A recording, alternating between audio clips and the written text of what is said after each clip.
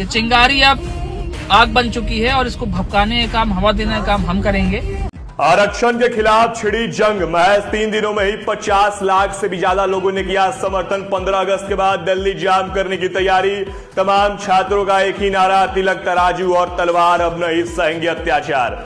वो जमाने चले गए जब उस टाइम पर उनकी स्थिति बहुत ज्यादा दयनीय थी, लेकिन अब किस बात का हक?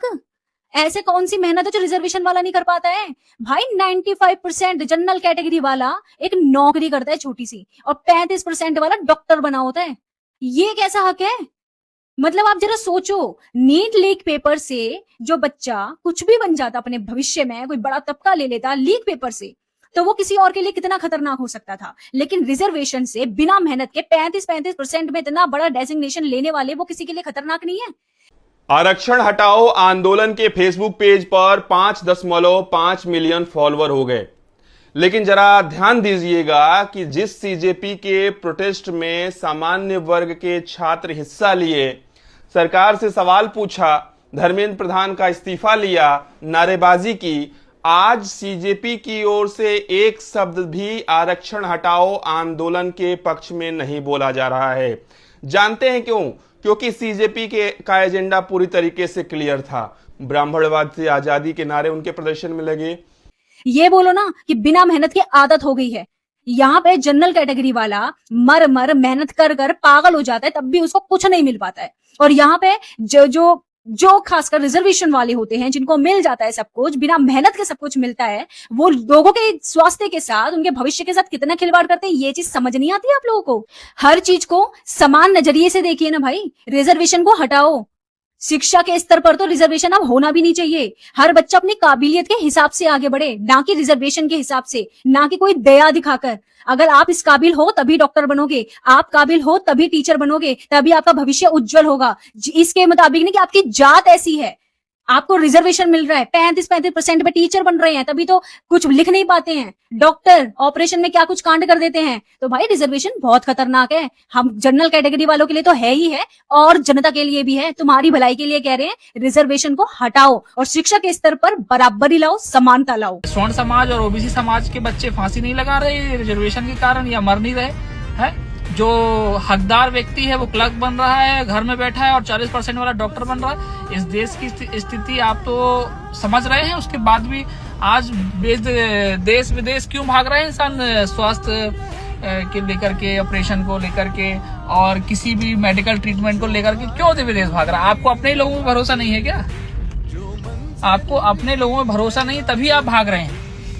दरअसल देश में जातिगत आरक्षण के खिलाफ सरगर्मियां तेज हो गई है। जगह जगह इसको लेकर विरोध प्रदर्शन हो रहा है, जहां जयपुर समेत देश के कई राज्यों में सड़कों पर छात्रों का रौद्र रूप देखने को मिल रहा है। जहां छात्रों का एक ही मांग है, आरक्षण मुक्त हो हमारा हिंदुस्तान। जातिगत आरक्षण के खिलाफ देश भर में अब माहौल बन चुका है। युवा अपने अधिकारों के लिए जागरूक हो गए हैं और आरक्षण हटाओ देश बचाओ मुहिम को युवाओं का जबरदस्त समर्थन मिल रहा है। सोशल मीडिया से लेकर ग्राउंड जीरो तक आरक्षण हटाओ देश बचाओ आंदोलन इस वक्त ट्रेंड कर, यानी सुर्खियों में है। लाखों लोग इस मुहिम का समर्थन कर रहे हैं। इस मुहिम के बाद भाजपा खेमा पूरी तरह से चिंतित है, क्योंकि अगर भाजपा इसका समर्थन करता है तो भाजपा को इसका बड़ा नुकसान होगा।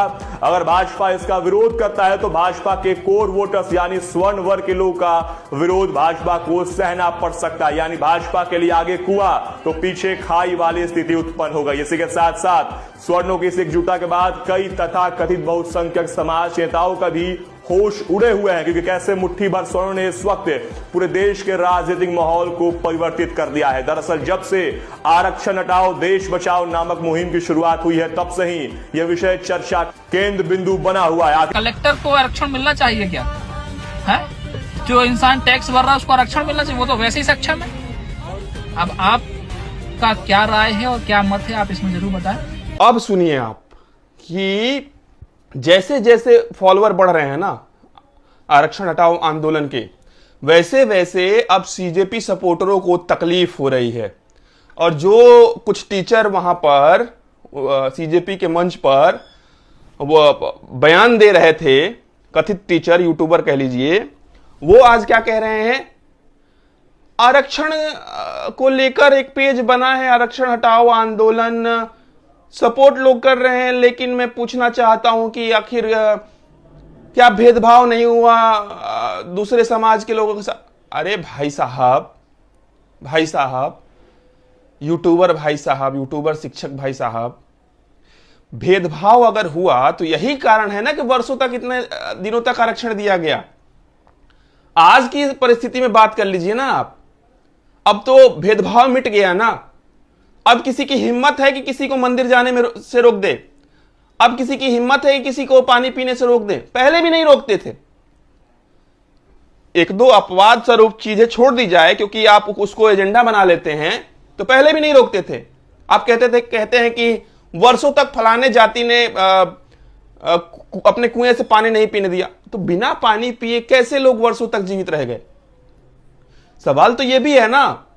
आखिरकार क्यों देश की जनता जातिगत आरक्षण से त्रस्त है?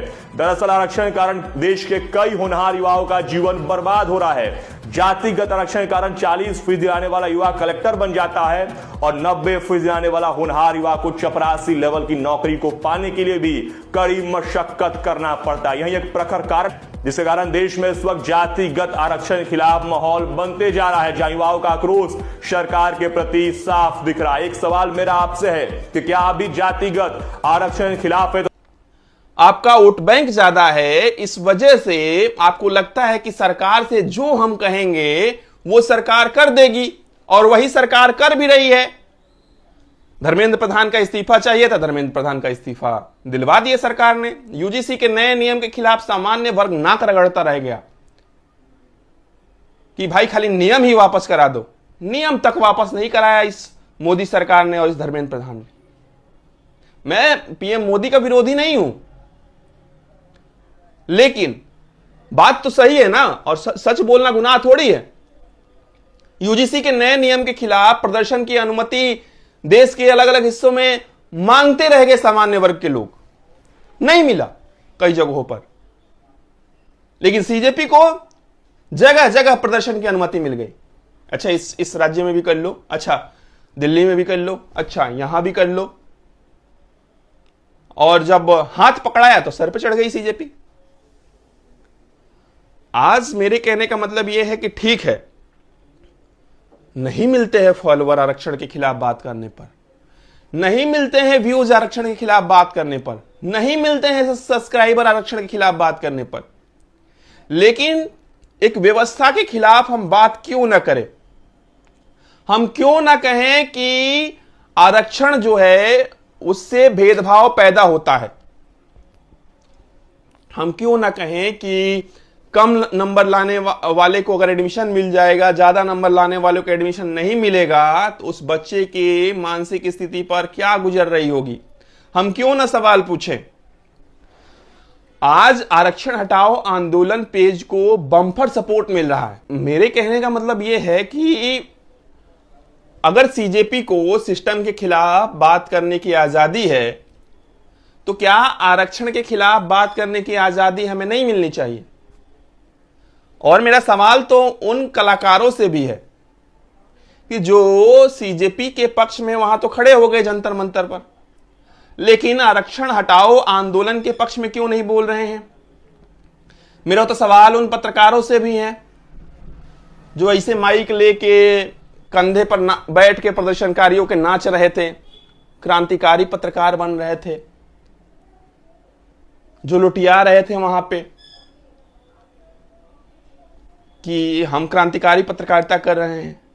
आज वो आरक्षण हटाओ आंदोलन के पक्ष में एक शब्द, सिर्फ एक शब्द क्यों नहीं बोल रहे हैं? आज बॉलीवुड इंडस्ट्री से आरक्षण हटाओ आंदोलन के पक्ष में एक लाइन क्यों निकलकर नहीं सामने आ रही है? क्या इस देश में आरक्षण हटाओ आंदोलन भी तो एक तरीके से सरकार के खिलाफ है ना, सरकार के खिलाफ? लेकिन ये लोग नहीं बोलेंगे क्योंकि ये बात सामान्य वर्ग के हित की है और देश के हित की है। आरक्षण अगर हटेगा तो आप सोचिए कि काबिलियत को तरजीह जब दी जाएगी तो ना सिर्फ सामान्य वर्ग का भला होगा बल्कि अन्य वर्ग का भी भला होगा। आप सोचिए कैसे? क्योंकि आरक्षण की अगर आज भी करोड़ों लोगों को मुफ्त में राशन दिया जा रहा है, राशन खिलाया जा रहा है, तो क्या वो आरक्षण की वजह से बहुत आगे चले गए?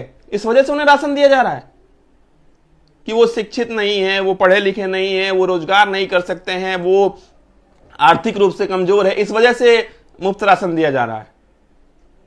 और ये इस देश में मुफ्त राशन क्यों दिया जाए और इतने लोगों को क्यों दिया जाए? एक गांव में क्या इतने गरीब लोग हैं? एक शहर में क्या इतने गरीब लोग हैं कि बैठा के खाना खिलाना पड़ा? अगर बैठा के किसी को खाना खिलाओगे, बैठा कर राशन दोगे, तो वो काम क्यों करेगा? वो विकास के कार्य क्यों करेगा? अगर कम नंबर लाने के बावजूद उसे एडमिशन मिल जाएगा तो पढ़ाई क्यों करेगा? अगर कम नंबर लाने के बावजूद अधिक नंबर लाने वाले के मुकाबले उसे नौकरी मिल जाएगी तो तैयारी क्यों करेगा? ये इतनी सी बात है। रिजर्वेशन की समीक्षा क्यों नहीं होनी चाहिए? क्या वक्त की जरूरत नहीं है कि आरक्षण की अब समीक्षा हो? अब आपका क्या राय है और क्या मत है, आप इसमें जरूर बताएं। बाकी रिजर्वेशन हटाओ और देश बचाओ। जय श्री राम, जय भवानी।